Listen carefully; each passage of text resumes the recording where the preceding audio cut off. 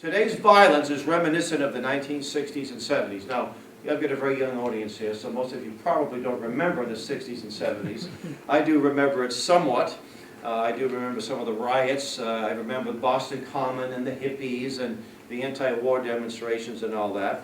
And I do remember, in fact, I'll never forget, I was at Franklin Park Zoo when Martin Luther King was assassinated in 1968. My parents didn't have a car. We were with friends, and our car was stoned.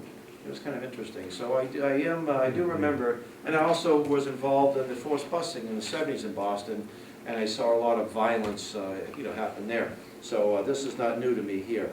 But today's violence reminiscent of the 60s and 70s. The JBS stopped the movement for a national police force. It set the communist movement back 25 years. How? And let me point out that, yes, we use the word communist because the communists, as well as we call the insiders, work together. George Soros maybe doesn't hold a membership card, but he backs these far-left organizations. The funding comes from him. Back in one of the first things our organization, besides our campaign to get us out of the UN, was a campaign to support your local police. And we had floats and parades, we had billboards around the country. This is a document which a friend of mine, who's not here tonight, offered to put back in print, and we're going to make that available. This was a communist plot against the free world press. These were hearings held by the United States Senate, where people come in and testify and give documentation. It's a few hundred pages. I have it in a PDF format, so if you're really interested, I'd be happy to email it to you. Also, it's available on scribd.com. So this is evidence that this was happening. And there are some people. Let me get this down to. Well, I have to reformat. So you can't see the whole thing, but not only are we concerned about a national police, but we're concerned about international controls.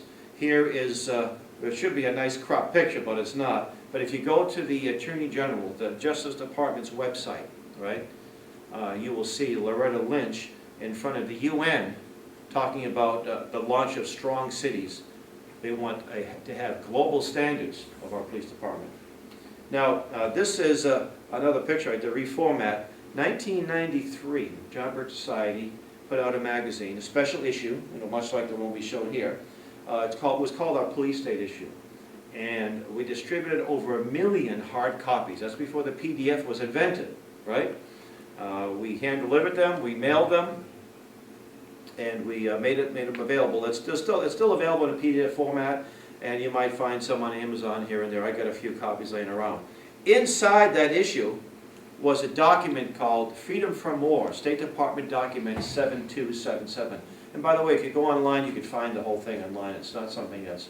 1961, the Kennedy administration, it was actually John Kennedy, he didn't write it, but he obviously proposed it, went to the United Nations, gave a speech, and he said, he proposed that we have a UN standing army, and we have disarmament to the American people, and the only people that will be armed would be a federal or state federal government police. And that's still the policy of our nation. And I would imagine most people, most gun owners, most Second Amendment gun people probably don't even know this document exists. But that's not because we haven't been trying to tell them over the years. Without this national police force, they could not move the rest of their plans forward, since they would not be able to control the American people. They have waited an entire generation to again attempt a national police force. Working quietly behind the scenes, they are now breaking out into the open. This was a couple of photos from Baltimore and Ferguson. It happened within a few months of each other, right? Usually when you see a sign that has similar printing and similar websites, you have to look at some kind of planning. They think these riots are spontaneous, that these people just decide to let's just get up and start throwing rocks and burning things down. Very few riots are spontaneous, folks. They're planned. And Mr. Soros, in fact, in the article in the magazine, how the people like Soros fund revolution and create fund groups, and they call rent-a-mobs. They'll hire people to come into their communities and do these things. I remember during the height of forced busing, how a group called it was a Marxist group, Progressive Labor Party, actually came into Hyde Park High School, burned a flag that started a riot. You see, so I'm firsthand familiar with these kinds of things. And also how on the other side of the spectrum, these so-called neo-Nazis always show up in these uniforms right out of central casting and rent a bus. You know, it's almost like, let's just cause trouble. We'll pay for both sides, as, you know, against the middle. And it's always the poor, the middle class that suffer, you know, black and white. So anyway, by the way, in Baltimore's police force is about 40 to 50% black. The police chief is black. The mayor is black. So what's the problem? Why is this racist? That's a racist incident. And in the magazine you read some interesting statistics. Roughly about 6,000 blacks are murdered around the country every year. Over 90% of those committing the murders are also black. 43% of the people who kill policemen happen to be black, with a population of about 15%. So does that say that all blacks are after cops as much as all cops are after blacks? Of course not. But that's what some of these folks want you to believe. Some of these so-called responsible media outlets want you to believe that nonsense, right? Are there cops who are racist? I'm sure there are. I'm sure there are black cops that are racist, and there are white cops that are racist. But there's not some kind of racist conspiracy against the average black. Now here is a man, Hal Shurtleff. We all heard of him. I think the term reverend should be dropped from his name. There's nothing reverential about this man. He has made himself a multimillionaire by promoting race hatred. In fact, I know people in Brooklyn and where he operates, and he lives in New Jersey in an all-white neighborhood, in a nice big fat home, right? He comes into the hood, but he doesn't live in the hood. And you know, the Bible says that there are certain things the Lord says are an abomination. One of them is causing discord among brothers. Well, folks, I think he's made a living causing discord among brothers. From the Tiana Brawley incident, you remember that? Was it back in the 80s or early 90s? He claimed a young black girl was raped by a bunch of whites when it was a total fabrication. What's that? It was Tawana Brawley. Yes, thank you, yes. And he doesn't let up. That's what he does for a living. The very fact that he gets on TV, he was on some of these major networks, why? When was the last time you saw someone from the John Birch Society on the O'Reilly Factor? You're not going to see that, right? And if you did, I guarantee you he'd be hostile. But oh, Sharpton, they're all buddies. They're good friends. So they give this guy all the media he wants, right? And many others like him, Jesse Jackson and many others. They don't give people like Reverend Stevie Kraft equal time. That's our good member from New Jersey, whom most of us know. And other black patriots, no, they don't give them equal time, but they give these folks equal time, more time than they need. This is an interesting photo. It's easy to do Photoshop today, but back then it was a little more difficult. This back is from the 60s. There's lots of photos like that. Now, when you first look at it, you see three white guys. All of them are probably racist, members of the local Ku Klux Klan, and they're beating this poor black lady, right, with a club, right? And that's what you'd probably get in the headlines of the local newspaper, right? But if you look at it a little closer, you'll see what really happened. You see how this policeman, where he's holding the club? The lady had grabbed the club from one of the policemen, and she was using it against him. And the other police just came to back up, and so you see them trying to take the club away from her. So it's just interesting how you can put a spin on something, the power of suggestion. Back in the 90s, remember Bosnia?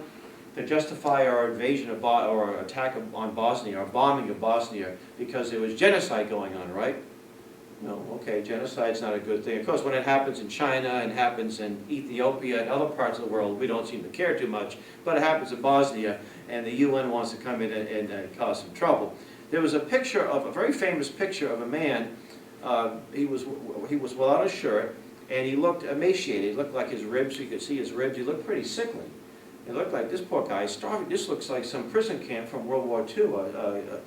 And actually, the poor guy had just had some kind of ailment. He was on the other side of this camp, looking in. But the picture you saw was an emaciated guy. We got to do something. We got to take action. So this happens all the time. There's no need for federal oversight because all local, most towns and cities and what have counties have lots of internal oversight, internal affairs. You ask any policeman on the force of a big-sized city what they think of internal affairs. When they get a call, they don't like them, because they're pretty tough, right? Chief of police, the mayor, the city council, the city attorney, county commissioners, state attorney general, governor, legislator, in the ballot box. Now, during the height of forced busing, when I was going to school, I was late for class. And I thought, you know, I'd just make sure I would scoot to the class. And walking down the hallway was the headmaster, Mr. Donato, whose son played for the Boston Bruins, Teddy Donato. Some of you who follow hockey might know that. And with him was a federal marshal. The guy was about 6'20". I mean, a huge guy, shoulders like this. He looked like he played for the Patriots. And he slammed me against the wall locker. I mean, I was just going to class, but I was the only one in the hallway. Wham! Slammed against the wall locker. Well, I thought that was not the right thing to do, but I was not stupid enough to attack him. I thought I'd just simply cut out, and I would call police. Cut out means you leave the class, so you leave the school, you see. So I did that. I found a payphone. In those days, there were still payphones around. And I called 911, and I said, I want to report an assault and battery. And I explained to the dispatcher that it was a federal marshal in Hyde Park High School, on Metropolitan Avenue in Hyde Park. And the dispatcher laughed and said, "Federal marshal, they're above the law. No accountability." Just like the Ruby Ridge incident, you remember that? Yep. Where a FBI sharpshooter, and these guys know exactly, they were some of the most highly trained sharpshooters, shot a woman holding a baby. No accident. You saw take the shot, and he did. Didn't kill the baby, killed the wife, killed the mother. And also down in Waco, where they incinerated some children, along with many others. And Hollywood was happy to tell us what a horrible group of people these folks were. They've been, and this group's been around since the 30s, and very few incidents. But no matter, that's federal police. Was there any accountability? Yeah. The husband of the woman who was shot got a couple $1 million about 5 or 6 years later, never got his wife back. In Boston, there was a group called the Tactical Police Force, TPF. And they were a little bit, somewhat known as rogue. And one time they went into a bar room where some of the anti-busser types were congregating. And I almost said conjugate. That's what Mayor Menino said about homeless people in Boston. Anyway, I digress. And they just beat everybody up in the bar room. But there was accountability. They were dismissed. The entity was put out of business, and those officers were reprimanded. Some of them were jailed, or they lost their job, or whatever. I don't remember all the details. But there was accountability. So you still have some at the state, local level, but very little at the federal level. Police corruption. If the local police are corrupt, it is localized, not national. If they are corrupt, it can be changed by the people. If a national police are corrupt, it is all over the country and unlikely to be changed without any major social and political upheaval. And sometimes you get a bad federal cop in Windham, yeah, guess what happens? He goes over to Ohio or maybe California. They shift him around, and you get the bad cop from Los Angeles in your little town here. That's how they do it. Also, you're under the jurisdiction of the Justice Department, not Congress. Congress has maybe had a little oversight when it comes to funding, but the Justice Department, or should I say the Injustice Department. There is a plan. The insiders, these are the folks we talk about here, in the shadows of power, want a national police to control the American people. Oh, by the way, I meant to show the Al Sharpton shoot there a minute ago. Yeah, Al Sharpton wants to end localized police, demand nationalized police force. That, I meant to point that out. I didn't do that, so sorry. So, this was a speech before the Foreign Policy Association of Pennsylvania by Congressman Joseph Clark Baldwin, February 13, 1943, in support of the Atlantic Charter. He went on to support the downsizing of U.S. armed forces before the formation of an international police force. So local police forces obviously would be reduced as state and national police protection is increased. So this is a long-time plan. This plan didn't just come around a few years ago. Now, militia. Now, when a lot of people, when they hear the word militia, they think of a bunch of fat, middle-aged white guys with AR-15s running around the woods. That is not a militia. Okay, the militia under the Constitution of the United States and the Constitution of the States is, what's the Second Amendment say? A well-regulated militia being necessary for the defense of a free state. That's not been repealed. How can we kind of forget that? Is it still necessary? What happened was in 1903, they did away with they redefined the militia. Could you imagine they have this term, the unorganized militia. Well, what good is an unorganized militia? There's really no militia. The definition of a militia is organized. And well-regulated doesn't just mean there's a lot of rules, but also that these folks know they're trained. They're trained in certain things. They're trained in crowd control. They're trained in flood control, emergencies, snowstorms, and all kinds of things. We have no militia. We have a National Guard. You know, the militia, it comprised of lots of people. And I remember we had to do was a reenactment at one of the National Center for Constitutional Studies, and James Madison, Dan Niss is dressed up as James Madison. And he's told that the militia, the National Guard of New Hampshire is like 5,000 people. And he said, he's in modern day, he said, what happened to the population of your state? It must have dwindled down to nothing, because you only have 5,000 militiamen. You know, that's unheard of, right? So there would be a whole lot of militia. And I guarantee you, things like the bombing in Boston, marathon bombing, you wouldn't need these guys in automatic weapons and these half-tracks locking down a city. These people would probably have known these guys because they would have been their neighbors, you see, and it would probably have taken just a short time to apprehend these folks. So there is no constitutional prerogative for police to be controlled by the federal government. 9th and 10th Amendments of the Constitution. The Constitution does not mention police power because police did not exist at that time. Local authority was through the sheriff and the militia. The sheriff is the legally constituted and elected authority in a county.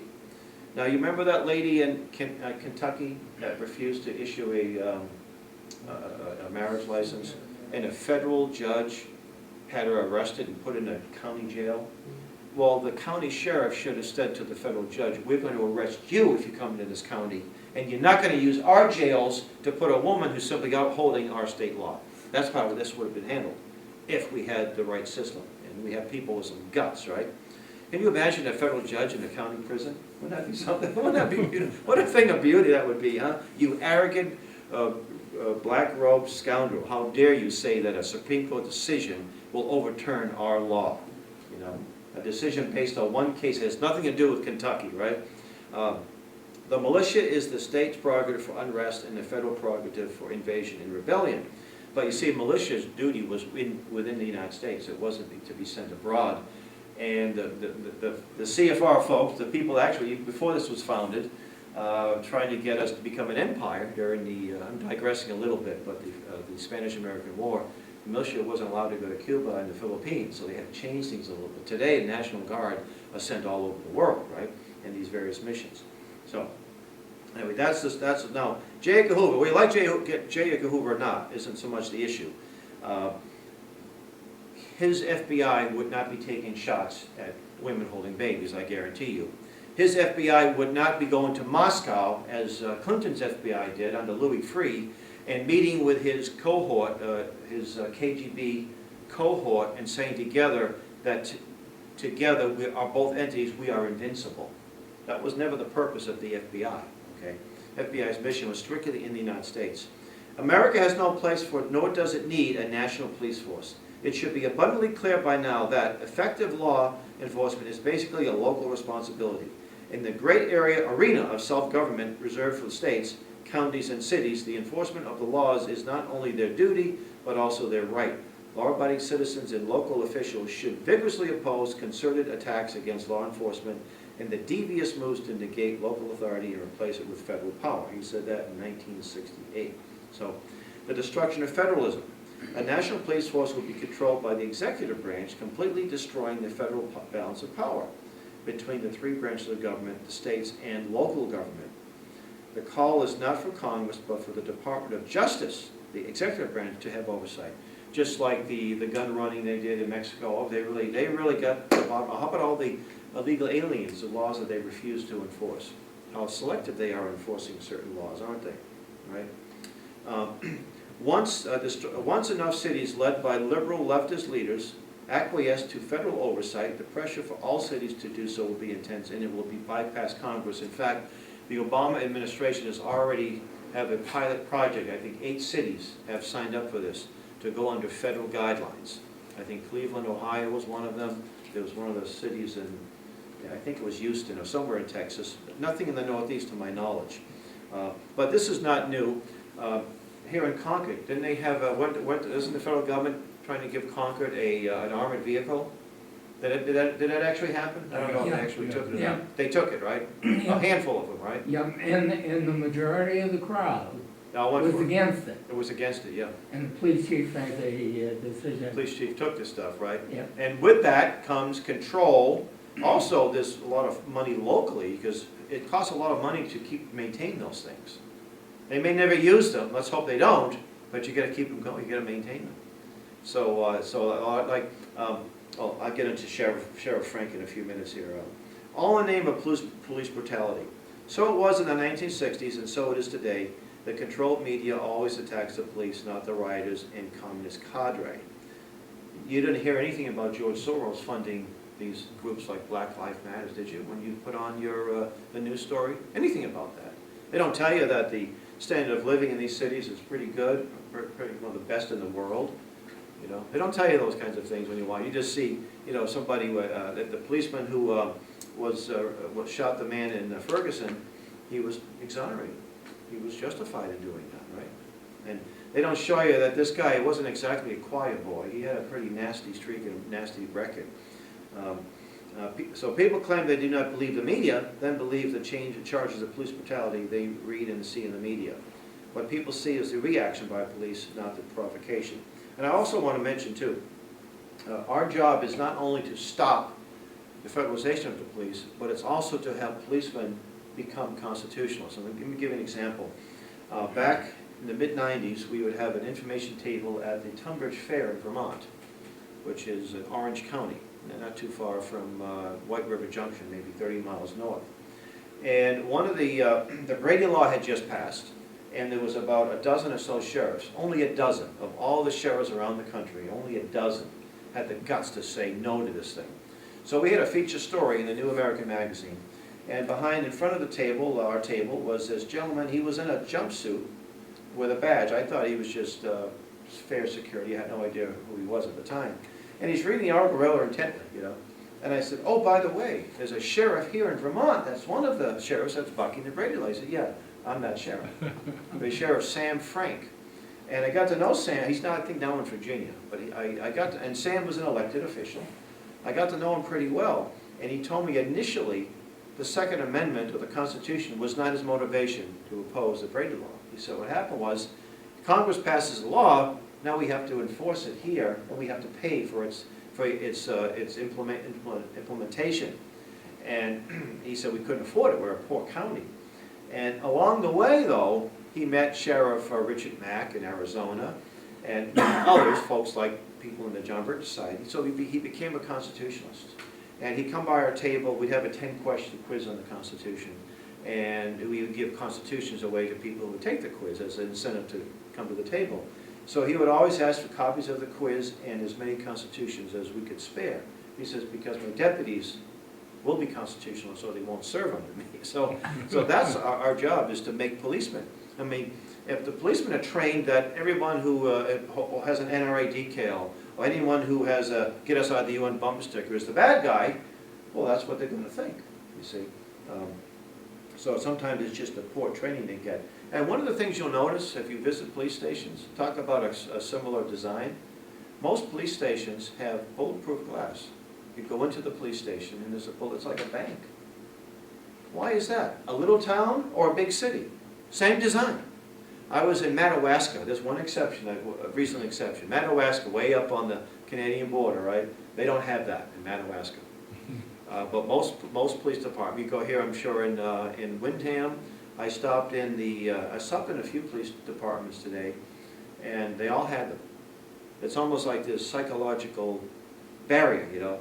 Good guys in here, bad guys out there. See, so and they're getting, no doubt, federal and state money to implement, to build these things, right? So here, power tends to corrupt, and absolute power corrupts absolutely. Lord Acton. Two-pronged initiative. Educate opinion molders on the dangers of a national police. Now, who are opinion molders? Anybody have an idea? Who's an opinion molder? Mayor, selectman. Everybody in this room, Yeah. if you're a freedom activist, you are an opinion molder to begin with, right? I know, Gene, all the stuff you are one serious opinion molder, all the stuff you do, right? Ed Sargent, when Ed Sargent used to drive his 18-wheeler, he carried a case of various books. He was an opinion molder, right? But we think of opinion molders as maybe a local talk show host, maybe a school teacher or a principal, a state rep, a selectman, a mayor. a police chief, the local reporter from the daily paper or the weekly paper, or the owner of the local paper, who's a little more accessible maybe than the big city daily, you know. So these are just examples of opinion holders. Educate the police on the dangers of going to the federal government for solutions to local problems. Now you see this reprint of this article, actually it was 2 articles from the New American magazine. We mailed out, our headquarters did this in Appleton, Wisconsin. We mailed out copies of this, I think it was about 12 pages, I may have a few on the table here, to every single police department in the country. That includes, if it's like the city of Boston has a lot of districts, so it went to all the departments in the whole city. New York City, all the big cities, as well as every little town. Also, we sent them out to sheriffs and state policemen in all 50 states. And one of the articles in there dealt with the Southern Poverty Law Center. You can see that, SPLC. That's one of the bad organizations in our opinion. That's not so poor. They're worth millions and millions of dollars. And they have got a lot of influence, or have had a lot of influence in local police. And they get their reports all the time. They're mailed to them all the time. And who are the bad guys? Who are the local terrorists? Not anybody from ISIS. It's guys like Bill McNally who put these horrible things like on YouTube, you know. It's guys who pass out constitutions. It's veterans coming back from the Gulf. Those are the potential terrorists. You know, now some policemen instinctively know this is nonsense, but some buy into this, especially the big cities, big liberal cities. Thankfully, I think the FBI recently said, we don't need your stuff anymore. The Obama FBI, that's saying something, that's good. So the difference is between, they have tons of money, but they don't have a lot of feet on the ground, boots on the ground. They don't have local members that reach out to their policemen. And most of these people despise the local police, you know. They're not our friends, our neighbors. You know, it was very interesting. I was in Ohio on a farm shooting. I used to cover Ohio. And a state cop comes by. We're at a big farm. We're just shooting M1s and all kinds of great things. A state patrolman shows up. And you think, oh my goodness. He said, hey Lester, how long you boys going to be shooting? I get out work in an hour. I'm coming to join you if you guys look around. That's the way it should be. Yeah. That's the way it should be. You should, oh my, the cops are here, I better make sure I get my permit, or I better hide things. No, come on, let us shoot. We have a member up in Etna, New Hampshire. He's a southern boy, and he's got a pretty good little range on his property.